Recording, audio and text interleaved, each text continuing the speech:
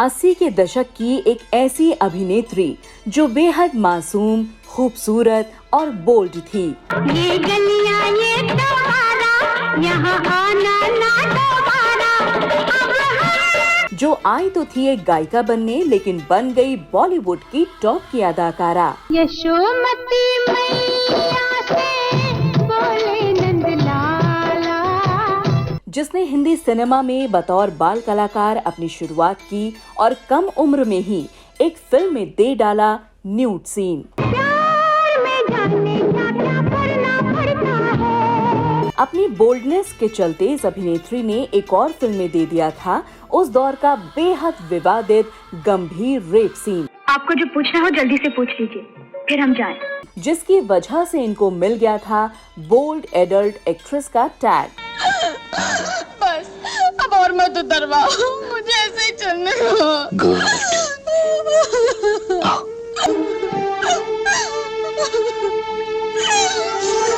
कैसे इस हीरोइन ने सबके सामने फिल्म के सेट पर एक देश के राजा को चूमकर भारत देश के साथ साथ 7 समुंदर पार तक हलचल मचाकर किया आलोचनाओं का सामना।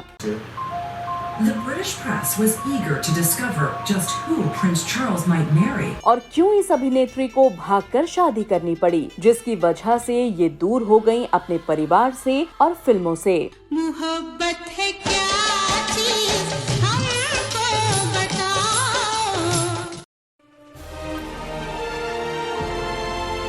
नमस्कार, आप सभी का स्वागत है बॉलीवुड नॉवेल के इस एपिसोड में।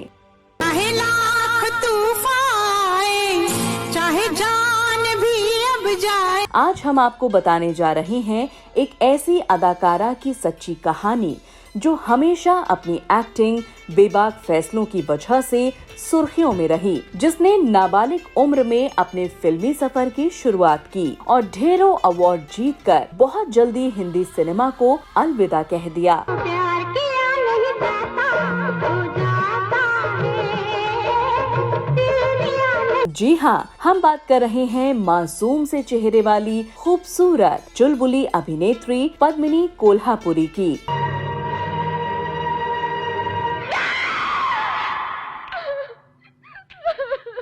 पद्मिनी के संपूर्ण जीवन के बारे में बात करने से पहले थोड़ा सा जान लेते हैं उनके शुरुआती दिनों के बारे में, उनके फिल्मी सफर और परिवार के बारे में। पूछो ना यार क्या हुआ,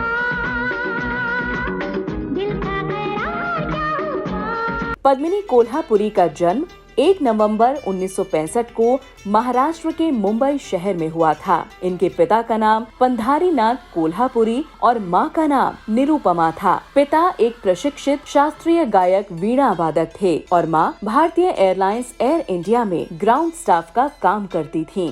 आज समझी हूँ प्यार को शायद, आज मैं तुझको प्यार। ये अपने माता पिता की 3 संतानों में दूसरे नंबर की संतान हैं। इनकी 2 बहनें थीं, शिवांगी और तेजस्विनी। इन दोनों बहनों ने भी हिंदी सिनेमा में काम किया है। तुमसे मिलकर ना जाने क्यों और भी कुछ।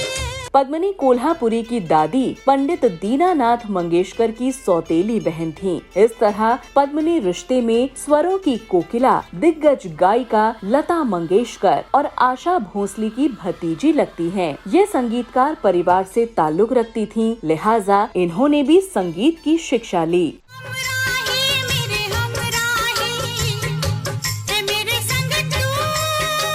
पद्मिनी हमेशा से एक अच्छी और निपुण गायिका बनना चाहती थीं और कम उम्र में ही पद्मिनी और उनकी बहन शिवांगी को सुपरस्टार धर्मेंद्र के फिल्म यादों की बारात में गाने का मौका मिला। यादों की बारात निकली है आज दिल के द्वारे। इसके बाद पद्मिनी ने कई फिल्मों में और एल्बम में गायिका के तौर पर अपनी आवाज का जादू बिखेरा। पद्मिनी ने सड़क छाप, विधाता, हम इंतजार करेंगे जैसी हिंदी फिल्मों में अपनी स्वरों की छटा बिखेरी। रंग महल में पिया बसते हैं कटु वचन। लेकिन गायकी ज्यादा समय तक नहीं रही, क्योंकि उनकी किस्मत में तो एक अभिनेत्री बनना लिखा था। मन लगाकर नहीं पढ़ते होगे ना? लगता ही नहीं था। कोई डांटने वाला जो नहीं था वहाँ। कभी हमें ही याद कर लिया होता।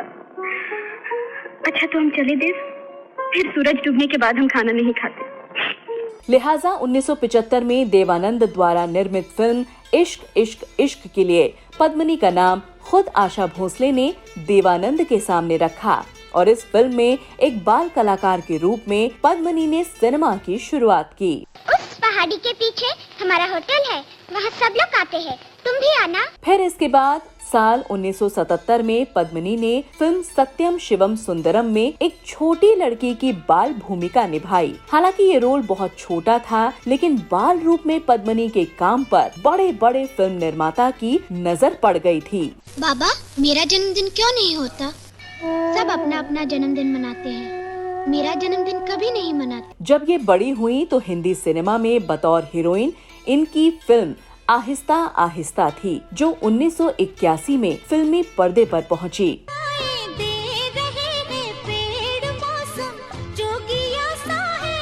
लेकिन ये फिल्म पद्मिनी को कोई खास पहचान और नाम नहीं दिला पाई थी। लेकिन साल 1982 का वो समय जिसने पद्मिनी कोल्हापुरी को दिग्गज अदाकारा के रूप में सभी से रूबरू कराया। जिसने भी इनकी एक्टिंग देखी वो इनका कायल हो गया। फिल्म का नाम था प्रेम रोग। हम भी तुम्हें प्यार करते हैं देव, बहुत प्यार करते हैं, पर कितने भागे हैं हम, हमें पता भी चले तो कितनी देर बाद। हम तुम्हें इसी प्यार का वास्ता देते हैं देव, आप ये गांव छोड़कर चले जाओ। राज कपूर ने पद्मिनी के एक्टिंग स्किल को फिल्म सत्यम शिवम सुंदरम में ही पहचान लिया था और ये तभी से राज कपूर की दुलारी हीरोइन बन गई। बड़े होने पर राज कपूर ने इनसे फिल्म प्रेम रोग में वो अभिनय कराया जिसे आज तक कोई नहीं भुला पाया है।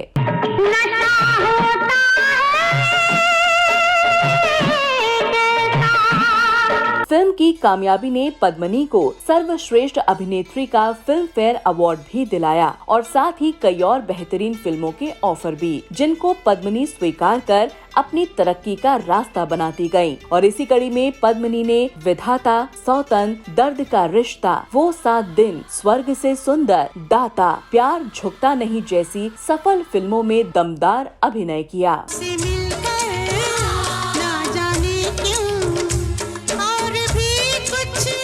पद्मिनी कोल्हापुरी की कामयाबी में उस दौर के सुपरस्टार जितेंद्र, राजेश खन्ना, ऋषि कपूर, अनिल कपूर, सुनील दत्त, मिथुन चक्रवर्ती जैसे कलाकारों का साथ रहा है, जिसके साथ ये कंधे से कंधा मिलाकर काम करते हुए नजर आईं।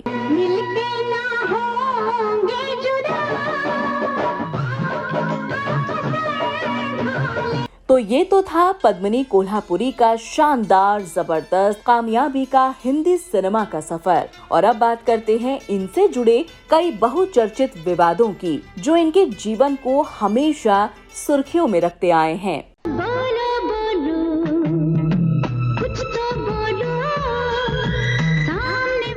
साल 1980 में ब्रिटेन के प्रिंस चार्ल्स हिंदुस्तान दौरे पर आए थे, चूँकि उनको भारतीय सिनेमा के कई स्टार्स उनको अपनी तरफ आकर्षित करते थे। लिहाजा प्रिंस चार्ल्स को हिंदी फिल्मों की शूटिंग देखने की इच्छा हुई और उनको मुंबई के राजकमल स्टूडियो ले जाया गया, जहां उनका भारतीय संस्कृति के तहत स्वागत किया गया। इसके बाद फिल्म के सभी कलाकारों से उनका परिचय कराया गया। रात भर मुआ सोने इंजेक्शन लगाए घड़ी घड़ी। परिचय और आदर सत्कार के समय पद्मिनी कोल्हापुरी ने प्रिंस चार्ल्स को चूम लिया। ऐसा करना उस दौर में काफी बड़ी बात थी और ये बात भारत और विदेश में आग की तरह फैल गई और पद्मिनी अखबार और मैगजीन की हेडलाइन बन गयी। प्यार की इतने साल गुजर जाने के बाद भी पद्मिनी के द्वारा की गई ये घटना आज भी सोशल मीडिया पर काफी सर्च की जाती है। पद्मिनी से जुड़ी एक और घटना हम आपको बताते हैं। दरअसल साल 1980 में विकास देसाई और अरुणा राजे के निर्देशन में बनी फिल्म गहराई। इस फिल्म में पद्मिनी कोल्हापुरी ने अभिनय के नाम पर एक न्यूड सीन देकर सभी को चौंका दिया था और यही सीन उस दौर का इस फिल्म का आकर्षण का केंद्र बन गया था। लोगों की भीड़ पद्मिनी के इस सीन को जल्द से जल्द देखना चाहती थी, जिस वजह से इस फिल्म के शो हाउसफुल जा रहे थे। राक्षस साला हरामजादा की करतूत थी। पंचायत बैठी तो देखना था। कल मैंने 7 महीने में बच्चा पैदा कर दिया। सबने थू किया उस हरामी को। पद्मिनी ने कम उम्र में ही न्यूड सीन देकर बॉलीवुड की सभी एक्ट्रेसेस और एक्टर को सोचने पर मजबूर कर दिया था। इसके बाद पद्मिनी की बोल्डनेस की सोच नहीं थमी। इसी कड़ी में पद्मिनी ने उसी साल आई फिल्म इंसाफ का तराजू में कुछ ऐसा कर दिया कि लोगों का सारा ध्यान फिर से पद्मिनी की तरफ खिंचा चला गया। आप बना रहे हमें कि सच्ची कह रहे हैं? दरअसल इस फिल्म में पद्मिनी के ऊपर एक रेप सीन फिल्माया गया था। इस सीन को इस तरह से फिल्माया गया था जिसमें पद्मिनी और राज बब्बर सभी मान मर्यादाओं को तोड़ते हुए दिखे। इस सीन को परिवार के साथ देखना मुश्किल था और इसी वजह से पद्मिनी की कहीं तारीफ तो कहीं आलोचनाएं भी हुई।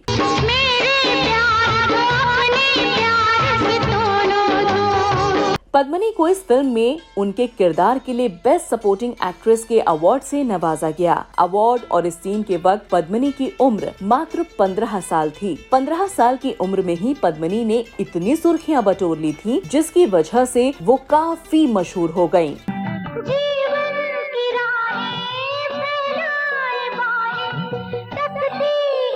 पद्मिनी की कामयाबी पद्मिनी के आगे आगे चल रही थी। इसके बाद राज कपूर ने पद्मिनी को अपनी फिल्म राम तेरी गंगा मैली हो गई के लिए भी कास्ट किया था। फिल्म के बोल्ड सीन सुनकर पद्मिनी ने राज कपूर को मना कर दिया क्योंकि पद्मिनी पहले ही काफी विवाद और गुस्से का सामना कर चुकी थी और अब वो अपनी छवि को सुधारना चाहती थी। इसीलिए उनके मना करने के बाद ये फिल्म मंदाकिनी को मिल गयी।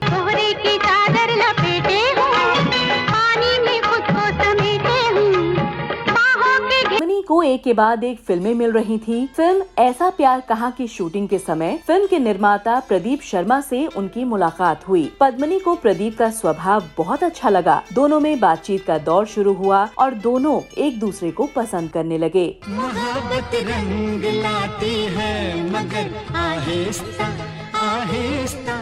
जब बात शादी तक पहुंची तो दोनों के परिवार वाले इस शादी के खिलाफ हो गए।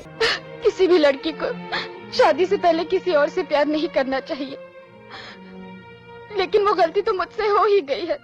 क्योंकि दोनों के ही परिवार जाति धर्म को मानते थे। परिवार की रजामंदी नहीं मिलने पर इन दोनों ने परिवार के खिलाफ जाकर 15 अगस्त 1986 को एक साधारण सी शादी कर ली। इस शादी को फिल्म एक्टर शक्ति कपूर की मौजूदगी में संपन्न किया गया था। ऐसे में अगर किसी और से शादी कर लूं तो जीवन नर्क बन जाएगा मेरे लिए। शादीशुदा जिंदगी अच्छी तरह से चल रही थी। शादी के बाद पद्मिनी एक संतान की मां बनी जिसका नाम प्रियांक रखा गया। प्रियांक भी हिंदी सिनेमा में एक अभिनेता हैं। पद्मिनी कोल्हापुरी की बहन की शादी मशहूर एक्टर शक्ति कपूर से हुई है। इसलिए शक्ति कपूर पद्मिनी के जीजा लगते हैं और श्रद्धा कपूर उनकी भांजी लगती हैं। हल्का सा बीच में पर्दा है, हल्का सा बीच में पर्दा है। शादी के बाद पद्मिनी फिल्मों से दूर हो गयीं और साल 1999 में पद्मिनी ने फिर से बॉलीवुड में वापसी की, फिल्म रॉकफोर्ड की निर्माता बनकर। इसके बाद साल 2003 में आई एक मराठी फिल्म चिमणी पाखर से अभिनय में इन्होंने वापसी की। इस फिल्म में इनके साथ इनके बेटे प्रियांक ने भूमिका निभाई थी। ये फिल्म मराठी भाषा की बड़ी हिट फिल्म साबित हुई। इसके लिए उनको बेस्ट स्क्रीन अवार्ड दिया गया।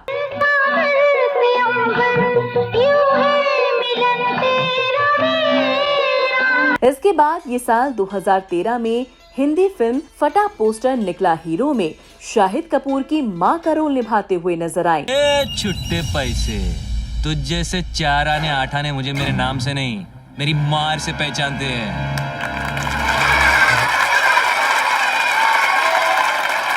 कैसी रही मां? इसके बाद पद्मिनी 2021 में कपिल शर्मा के शो में भी नजर आईं, जहां पद्मिनी ने अपनी जिंदगी से जुड़े विवादों को हंसी मजाक में बताया। और ऐसा हुआ कि इश्क इश्क इश्क की रिकॉर्डिंग चल रही थी जिसमें मैं गा रही थी कोरस में, और देव अंकल वहाँ आए तो आशा जी ने उनको बोला कि ये इसको तुम कास्ट करो। तो बोले हाँ क्यों, तो अगली फिल्म में क्यों, इसी फिल्म में मैं कास्ट करता हूँ। अच्छा। और उस फिल्म में मुझे उन्होंने ले लिया। पद्मिनी गुजरते समय में अब 58 साल की हो चुकी हैं और अपने को बिजी रखने के लिए देश के कई शहरों में अपना अभिनय प्रशिक्षण स्कूल चलाती हैं। इसके अलावा वो पद्म सीता नाम के बुटीक की भी मालकिन हैं। मैं तेरी छोटी बहना हूँ, मैं तेरी। भारतीय सिनेमा में जब जब मशहूर और विवादित हीरोइन की चर्चा होगी, तब तब पद्मिनी का नाम सबसे पहले आएगा। पद्मिनी की सोच उस दौर से लेकर आज तक काफी बड़ी रही है।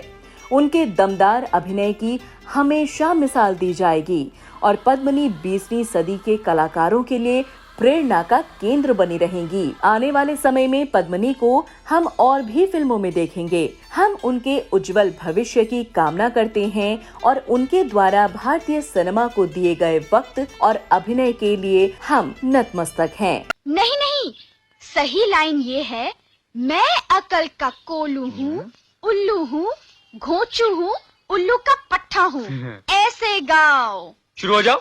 तो आपको आज का हमारा पद्मिनी के ऊपर बनाया गया ये शो कैसा लगा? हमें अपनी राय कमेंट बॉक्स में लिखकर जरूर बताएं। आपके पास पद्मिनी से जुड़ा कोई किस्सा अगर है तो वो भी आप हमसे साझा कर सकते हैं। उसके लिए हम आपके आभारी रहेंगे। आपने अगर हमारा चैनल अभी तक सब्सक्राइब नहीं किया है तो अभी कर लीजिए, ताकि हम आपको यूं ही सच्ची कहानियों से परिचित कराते रहें। धन्यवाद।